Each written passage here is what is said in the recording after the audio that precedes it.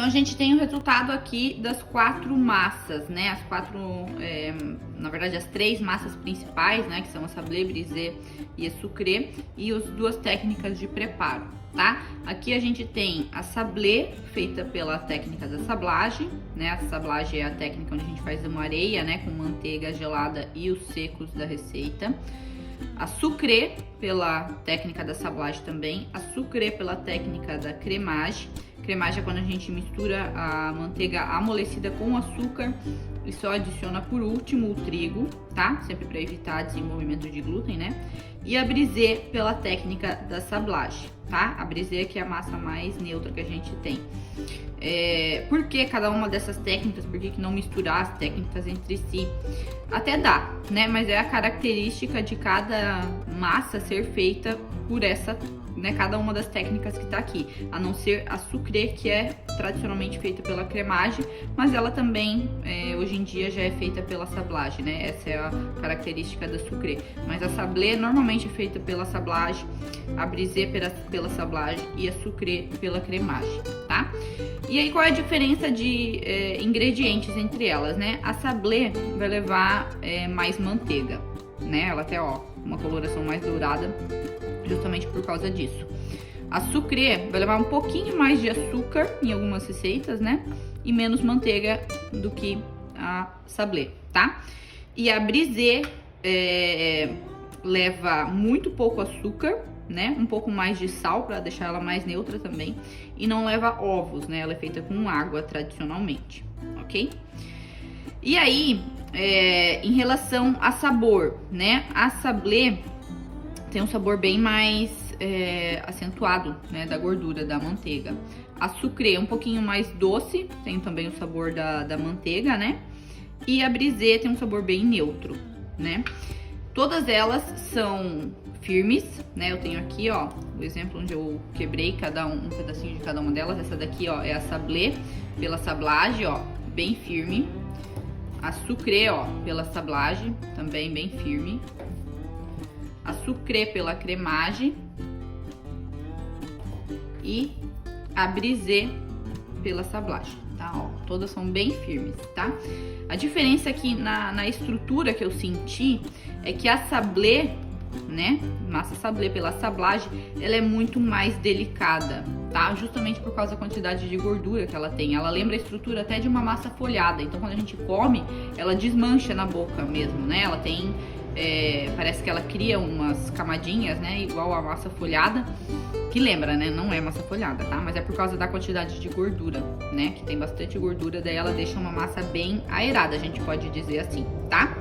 Entre a sucré, né? Pela sablagem e a sucré pela cremage, vamos ver aqui.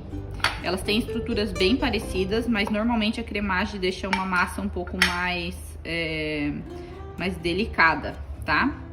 Ó, ela tá gelada também, né? Tá bem firme. Essas bolinhas aqui é por causa do furo, né? Eu tinha que ter furado mais a massa. Normalmente ela dá bolinhas assim quando a gente não fura tanto a massa. Ó, ela quase não solta farelo, tá? A sucré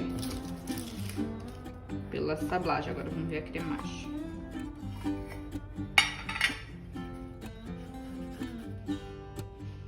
A gente sente que ela é um pouco mais delicada, né, em relação a essa daqui, justamente por causa que ela tem um pouco mais de incorporação do ar, mas é pouca coisa, assim. Sinto ela pouca coisa mais delicada do que a sucré pela sablagem, tá? Em relação à técnica da cremage. A sablé pela sablagem, ó, bem mais dourada, tá vendo? Por causa da quantidade de gordura. E também ela é um pouco mais quebradiça, ó. Dá pra ver já que ela esfarela um pouco mais. Até com esse pedaço aqui que eu cortei antes ali pra experimentar.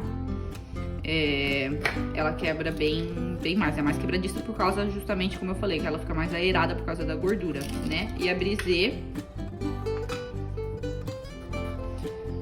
também não esfarela quase nada, ó. Bem firme, né? Então, em relação às texturas, é isso que eu tinha pra falar, né? Sobre o sabor eu também já falei, né? Sobre agora a questão de encolher na forma. Ó, tá vendo que a sucrê, tanto pela sablagem quanto pela cremagem, ela encolheu a quantidade que normalmente se encolhe, que é isso aqui, ó, um pouquinho, tá? Que um meio centímetro, né, uns 5 milímetros.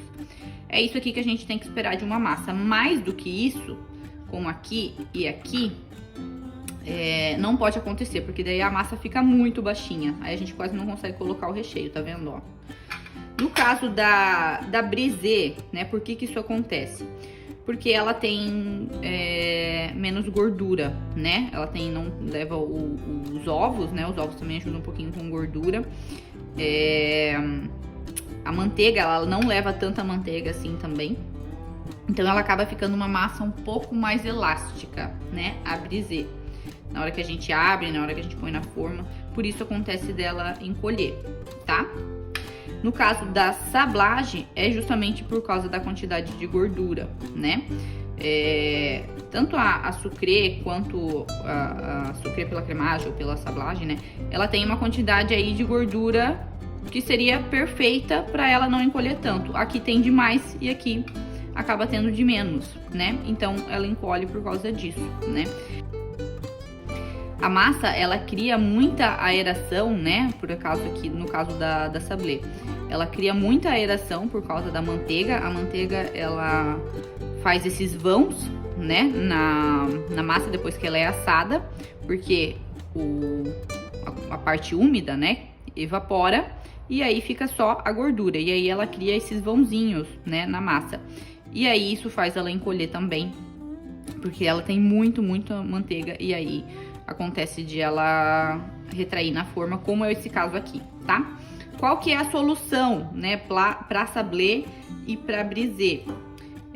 Usar a técnica do peso, né? Colocar um papel manteiga aqui em cima, colocar feijão ou arroz, né?